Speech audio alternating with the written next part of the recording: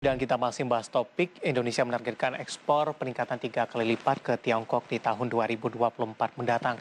Dan kita masih berbincang bersama dengan Bapak Handito Yuwono, Ketua Komite Tetap Pengembangan Ekspor Kadin Indonesia. Pak Handito, kita lanjutkan kembali Pak. Dari sisi negara tujuan ekspor Indonesia, apakah Tiongkok merupakan termasuk salah satu negara tujuan ekspor terbesar Pak selain Amerika Serikat, ataupun mungkin sudah terjadi pergeseran ini, Tiongkok tampaknya akan lebih berminasi ke depannya? Iya, sekarang masih Amerika Serikat masih lebih besar, tetapi sudah mulai terjadi tendensi ya, terutama ekspor yang massal jumlahnya. Karena saya lihat, kita melihat ekspor jangan hanya dilihat jumlahnya saja, tetapi maksudnya nilainya saja, tetapi juga pelakunya. Nah, sekarang ini terjadi sebuah movement besar, China menjadi prioritas. Tidak hanya karena potensinya besar, dan kita yakin dalam waktu 2-3 tahun ke depan, nggak usah lama-lama, 2-3 tahun ke depan, ekspor Indonesia ke China akan menjadi yang sangat besar, lebih besar, karena dan menjadi tujuan ekspor utama kita. Karena kenapa? Karena China ini punya potensi untuk menerima produk-produk Indonesia, baik dari pelaku usaha besar, termasuk dari pertambangan, dari aspek-aspek yang selama ini dilakukan oleh usaha-usaha besar, tetapi juga pelaku usaha-usaha yang kecil, yang menengah gitu. Nah, makanan menjadi salah satu yang menjadi prioritas. Beberapa hari yang lalu ada pertemuan antara GAPMI, saya juga pengurus di GAPMI, Gabungan Perusahaan Makanan Minuman Indonesia, kemudian dengan Dirjen PEN, dan kemudian kita rangkum melalui sekolah ekspor, bersama-sama kita mau fokus untuk mencetak eksportir baru khusus industri pangan ke China. Kenapa? Di China ini sekarang, contoh ya, saya ambil contoh ini sederhana saja, ini produk-produk baby fish nila ini, ikan goreng seperti ini, kemudian ada kulit ikan seperti ini kan produk-produk sederhana ini. Nah, produk-produk seperti ini sudah potensial masuk ke pasar China gitu. Nah, padahal ini diproduksi oleh pelaku usaha yang relatif kecil. Ini pelaku usahanya kebetulan barusan mengikuti pelatihan dari sekolah ekspor dan sudah masuk produknya di toko-toko retail modern. Kita menganjurkan masuk dulu di toko-toko retail modern Indonesia, masuk ke toko digital Indonesia, terus masuk ke pasar China. Jadi sebenarnya pasar China ini akan menjadi sangat besar ke depan karena pelaku usaha besar, termasuk diantaranya adalah joint venture antara China dengan Indonesia. Contohlah nikel di Morowali gitu ya. Itu kan salah satu yang men-trigger ekspor Indonesia ke China, karena investasi dari China yang dilakukan di Indonesia ini menghasilkan produk-produk yang salah satu pasar utamanya kembali ke China lagi. Nah, ini sangat cantik ini dari pelaku usaha besar, menengah, kecil, semuanya bisa menggarap pasar China. Baik, dari informasi yang sudah kami sampaikan tadi, beberapa waktu yang lalu Kementerian Perdagangan dengan beberapa menteri lainnya melakukan pertemuan dengan pemerintah China, dan itu juga menghasilkan hal yang cukup signifikan, terutama dari sisi ekspor Indonesia ditargetkan meningkat 3 kali lipat di tahun 2024 mendatang. Bagaimana Anda melihat kondisi ini, Pak Handito, upaya yang dilakukan oleh pemerintah Indonesia, kemudian kesanggupan Indonesia dalam melakukan ekspor ke China nantinya? Saya rasa sih kita melihat pasar China ini memang sangat potensial. Jadi kita pasti sanggup lah. Sebenarnya kita akan dalam posisi yang diuntungkan sebenarnya, karena pemerintah Indonesia, beberapa menteri sudah ketemu dengan pemerintah China dan ada komitmen. Jangan lupa begini, bagaimanapun peran dari negara di China ini masih sangat besar kan gitu. Nah, hubungan baik antara pemerintah Indonesia dengan pemerintah China itu sangat penting untuk membuka pasar buat pelaku usaha. Dan pelaku usaha tinggal tuturi handayani aja ngikut, karena pelaku usahanya lagi mau, lagi kepengen gempur pasar China gitu, kira-kira mengikuti kata dubes Indonesia di China kan gitu kan. Tetapi selain itu juga memang pasarnya lagi welcoming gitu. Jadi sebenarnya, tapi sekarang PR terbesarnya adalah bagaimana memfasilitasi agar supply chain ekspor Indonesia ke China itu berjalan dengan baik dan efisien gitu. Baik, Dalam hubungan dagang seperti ini Pak Handito, ada tidak kesepakatan ketika Indonesia melakukan ekspor ke China, kemudian China juga melakukan hal yang sama juga terhadap Indonesia. Sebagaimana kita ketahui, barang-barang atau produk China di Indonesia cukup banyak yang beredar sampai sejauh ini. Dalam hal ini lebih kepada mendorong perlindungan kepada produk dalam negeri, Pak Handito. Iya, memang ada banyak banget lah produk-produk dari China masuk ke pasar Indonesia gitu ya.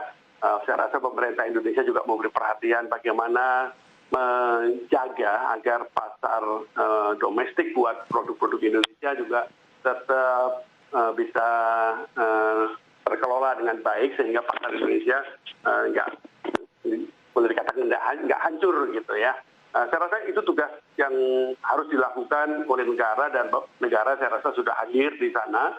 Nah, hanya saja kita juga perlu pahami bahwa ini kan di satu sisi kita ingin menahan produk dari luar negeri masuk ke sini. Tapi jangan lupa, sisi yang lain kan kita juga perlu masuk ke pasar itu. Jadi kita saya rasa pada posisi seperti ini kita sudah nggak bisa lagi menghindar dari era perdagangan bebas dunia. Tetap memberi perhatian kepada pasar dalam negeri harus, tetapi jangan lupa kita juga perlu leluasa ke sana. Artinya apa yang harus dilakukan? Memang ujung-ujungnya adalah peningkatan daya saing. Nah, peningkatan daya saing ini memang akan sangat tergantung pada kesempurnaan supply chain management. Contoh sederhana saja, kalau kita bicara ekspor ikan, ya ikan kan salah satu yang punya potensi atau produk-produk buah tropis di Indonesia gitu, yang pasar China-nya minta banyak gitu, minta banyak. Tetapi kita juga perlu membangun ya supply chain termasuk pergudangan, logistiknya yang baik gitu. Nah, ini saya rasa perlu kita siapkan sama-sama. Kita perlu jaga pasar dalam negeri, tetapi saya rasa jangan sampai karena kita terlalu menjaga pasar dalam negeri kita lupa pasar luar negerinya lagi besar gitu. Kalau pemerintah sudah bilang 3 kali lipat 2024. Jadi kan peluang besar. Pemerintah kan nggak gegabah menetapkan target itu, dan saya yakin, saya dukung apa yang ditargetkan pemerintah pasti tercapai asal kita bisa sama-sama urusin ini peluang besar ini. Baik, di tengah dari target pemerintah untuk ekspor 3 kali lipat ke Tiongkok ini, Pak Handito, dari beberapa pelaku usaha ini menyatakan perlu perbaikan ketika target ini ingin dicapai oleh pemerintah. Perbaikannya adalah dari dalam negeri, terutama dari sisi prosedur teknis ekspor ini. Banyak para pelaku usaha yang masih mengeluhkan dari sisi prosedur teknisnya masih cukup berbelit-belit, kemudian prosedurnya panjang dan juga memerlukan biaya yang cukup besar. Bagaimana Anda melihat kondisi ini, Pak Handito, di mana ada peningkatan dari sisi ekspor, para pelaku usaha meminta dimudahkan dalam aturan teknis? Ya, ini saya ambil contoh sederhana saja pada saat kami di Kadin Indonesia bidang perdagangan khususnya di Komite Ekspor kemudian menginisiasi dan mengkoordinir pelaksanaan ekspor perdana produk-produk UKM melalui PLB e-commerce ya, karena baru pertama kali waktu itu tanggal 19 Desember 2019 dan kebetulan ke China juga gitu ya ekspornya.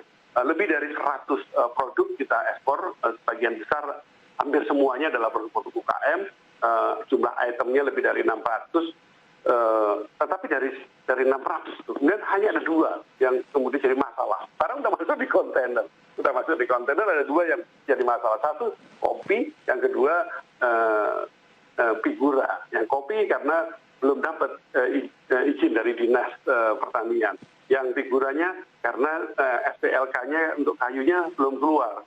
Nah, hal begini memang menjadi kendala ini. Jadi waktu itu jadi kemudian kita jadi agak repot lah untuk ngurusinnya begini.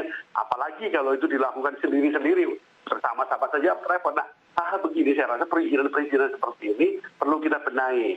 Saya rasa kalau ekspor ini selama tidak mengganggu pasar, selama tidak diminta oleh pasar tujuannya, ngapain sih kita di Indonesia ini bikin-bikin peraturan yang enggak itu? Nah, saya rasa ini kita perlu reformasi dalam hal ini. Sebenarnya Undang-Undang Cipta Kerja itu sudah mendorong kita untuk mempermudah sebenarnya. Tapi kalau kayaknya masih harus dipermudah lagi nih, karena kami masih sering mendengar malah kerepotannya dari dalam negeri, perizinan kita gitu. Kalau perizinan di negara tujuan, oke lah, itu sudah silakan lah negara tujuan menetapkan aturan ya. Tetapi kalau di dalam negeri saja kita sudah direpotkan kan, jadi menghambat ekspor. Nah ini saya rasa perlu dibenahi. Tetapi saya kok yakin selama ini hubungan baik pemerintah dengan dunia usaha, khususnya dengan Kadin juga berjalan baik. Kami selalu kalau minta sesuatu, apalagi dengan pemerintah pusat, ini juga semuanya bisa diselesaikan dengan baik. Mudah-mudahan ini kebersamaan ini akan kemudian membantu meningkatkan ekspor Indonesia ke China. Baik, diperlukan reformasi dari sisi penyederhanaan regulasi Pak Handito. Kemudian sekarang juga sudah beralih ke digital dan online dan mudah-mudahan saja ini bisa diperbaiki dan memudahkan bagi para pelaku usaha. Bagaimana Anda melihat upaya pemerintah untuk melakukan perbaikan dalam hal ini, Pak? Kami barusan mengadakan pertemuan sebenarnya beberapa hari ini di Bandung dengan berbagai kementerian. Ada dari Kementerian Koperasi UKM, dari BI, tentu saja dari dinas-dinas tempat juga ada, perdagangan, macam-macam juga ada. Nah, ini melanjutkan juga pertemuan yang kami lakukan di Jakarta yang interdep gitu. Kita ingin apa sih masalahnya, apa saja sih ini yang kita perlu benahi. Tetapi memang kalau kita boleh dikatakan petakan gitu ya permasalahannya. Ada beberapa hal yang memang harus kita benahi untuk meningkatkan ekspor kita, apalagi kalau mau konsentrasi ke pasar China. Yang pertama, kita memang melihat tadi aspek peningkatan daya saing yang punya yang antara lain dikerjakan melalui perbaikan supply chain ya. Ini mau nggak mau dibutuhkan investasi yang perlu peran serta negara. Misalkan gudang, katakan kita ini kalau mau masuk pasar China dengan lebih efektif, kita perlu punya gudang-gudang di sana. Barang dari Indonesia taruh aja di sana, di beberapa kota di China, di selatan, di tengah, mungkin utara nggak terlalu potensial, selatan tengah termasuk di Hong Kong begitu. Nah ini kita perlu masuk di sana. Nah ini perlu. Nah selain itu juga perlu pendanaan. Nah aspek pendanaan ini saya lihat LPI sudah makin berperan, tapi perlu disuntik lagi, perlu diperkuat lagi sehingga ini juga bisa berperan. Nah yang terakhir, yang ketiga adalah aspek promosi memang. Nah aspek promosi ini mau nggak mau harus dihidupkan kembali, promosi yang sifatnya offline maupun online. Tiga hal ini kalau dilakukan dengan baik, saya rasa mudah-mudahan kita bisa mendapatlah target 300% peningkatan selama 3 tahun ke depan ini. Pak Handito, kita masih punya satu segmen lagi. Kita akan jeda kembali terlebih dahulu dan pemirsa bersama kami, Marga Dewi akan segera kembali sesaat lagi.